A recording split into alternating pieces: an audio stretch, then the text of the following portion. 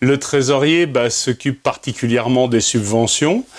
Il s'occupe aussi de la partie financière du fonctionnement de l'AD, c'est-à-dire des recherches de financement auprès des collectivités, négocier, discuter avec le président et toute la gouvernance, préparer les réunions de bureau, préparer les conseils d'administration avec des suivis de budget, avec un certain nombre de choses. Donc c'est très chronophage, un travail de trésorier. Yves Arouette s'occupe de toute la partie subvention concernant l'insertion. Dans l'insertion, plus spécialement, la gestion des dossiers du Fonds social européen. C'est-à-dire que l'Europe donne des subventions aux chantiers d'insertion. Encore faut-il répondre à certains critères. Donc il y a des dossiers assez pointilleux et assez précis à remplir pour pouvoir bénéficier des fonds. En plus de l'insertion, il y a donc le suivi de la trésorerie, où toutes les semaines, on doit regarder la réalité des dépenses et aussi la prévision des 2-3 prochains mois. Et puis on a un autre travail conséquent, c'est l'établissement annuel du budget, où là on commence à travailler sur le budget, on va dire début décembre, jusqu'à fin janvier, voire fin février. On travaille en étroite collaboration avec Isabelle, la comptable, qui est notre fer de lance, parce que c'est elle qui connaît la machine, qui a aussi l'historique de la D44 des Restos du Cœur, c'est important. Et le fait que je suis là depuis 24 ans, oui, on a tendance à beaucoup fonctionner sur ma mémoire, donc du coup, oui, ça me demande beaucoup de temps. Il faut que je sois disponible tout le temps pour tout le monde, bénévole ou salarié, pour toute l'équipe, quoi.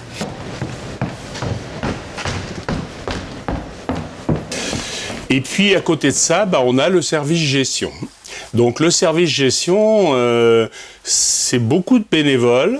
C'est beaucoup de bénévoles actifs. L'activité principale avec laquelle j'ai le plus de rapports directs, c'est les achats. C'est Annie qui s'occupe des achats. Donc elle reçoit les demandes des centres et elle me les soumet. Après, éventuellement, avoir fait des recherches sur les meilleurs prix. Et donc moi après, en fonction du montant de la dépense, je prends la décision, ou c'est le bureau, ou c'est le conseil d'administration. Et une fois que la décision est prise, je dis à Annie, tu peux passer la commande, et c'est elle qui gère après la commande derrière, et qui, en lien direct avec la personne qui a demandé la dépense, s'assure de la bonne livraison et tout ça, et ensuite transmet à Isabelle, qui va relier tout ça avec la facture pour rentrer ça en comptabilité. Alors on a une comptabilité générale et une comptabilité analytique pour avoir toutes les dépenses et recettes de chaque activité, de chaque centre, de chaque jardin, etc. Et en fait, c'est comme une entreprise parce qu'il y a le commissaire aux comptes qui vient une fois par an. C'est très strict au point de vue comptabilité. Ensuite, nous avons tout ce qui est dons en nature des grandes et moyennes surfaces. C'est Claudine, Christine et Stéphanie qui gèrent cette partie des dons en nature. Là aussi, c'est un travail qui est lourd parce que la législation a changé en 2022 et maintenant, nous sommes obligés d'obtenir des grandes et moyennes surfaces un document, un CERFA, où ils mettent la valorisation des marchandises qu'ils nous donnent, ce qui n'était pas le cas avant. Avant, on avait les quantités seulement. La valorisation, c'est au coût de revient des denrées. Donc, on a fait des lettres d'information aux donateurs, au centre des Restos du Cœur. Là, maintenant, on est en mars. Je trouve que petit à petit, ça finit par rentrer dans les habitudes et c'est moins difficile. Enfin, pour moi, en tout cas, je trouve que c'est moins difficile.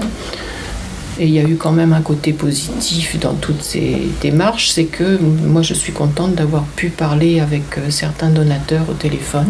Ça permet d'avoir quelques échanges avec les gens qu'on n'avait pas avant.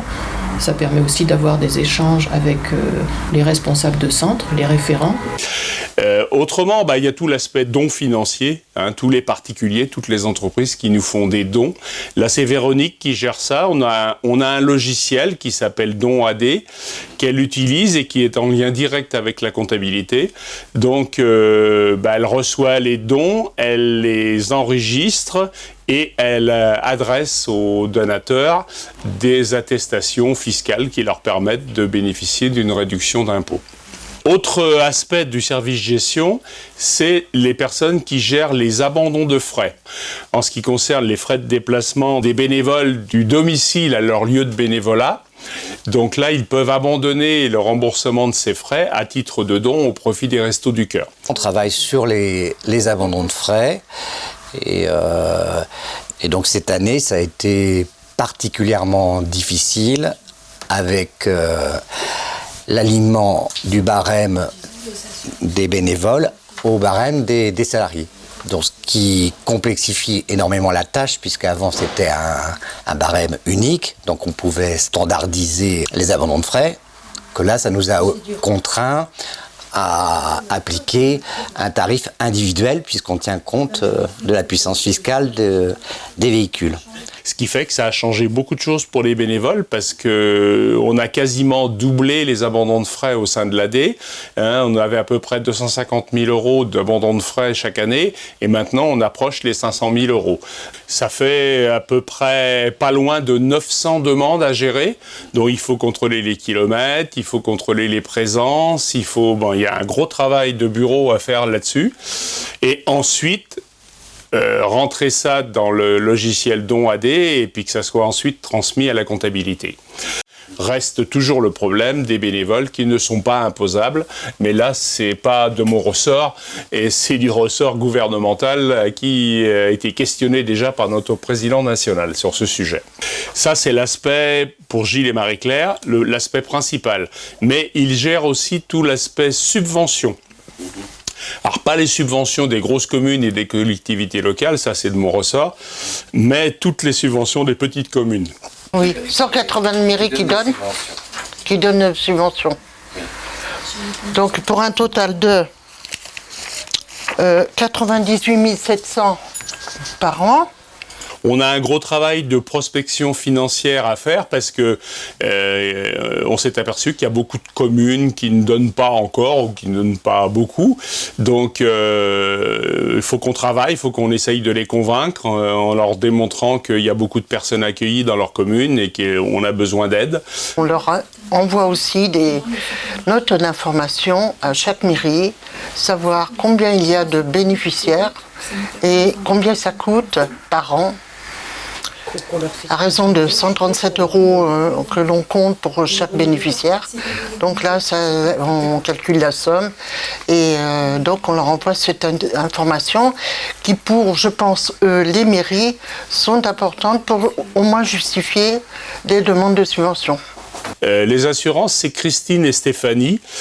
Donc on est à la disposition des centres de distribution pour toute demande de convention mise à disposition ou bail pour un local, entrepôt, jardin. On traite également certaines conventions de partenariat, mais toujours en rapport à des locaux, entrepôts, jardins. Et puis on gère aussi des conventions de prêt ou location de véhicules ou matériel, location temporaire de salles. Et puis on est là aussi quand ça se passe mal, quand il y a des sinistres, dommages au niveau des véhicules, matériel et au niveau de l'immobilier. Donc tout ça, c'est ce qu'elle gère. Donc c'est important, c'est une tâche importante, mais toutes les tâches sont importantes auprès du service gestion. L'équipe au niveau de la gestion s'est étoffée. Chacun sait ce qu'il a à faire et moi je trouve que c'est rassurant et c'est une équipe solide. Mon but au resto, c'est surtout de rendre service. Je voulais être utile à quelque chose. Le but, c'est de rendre service à l'association. Ah, c'est une association qui me convient complètement. Je sais pourquoi je suis là. Donc c'est vraiment, ça me tient à cœur de travailler dans une si belle association.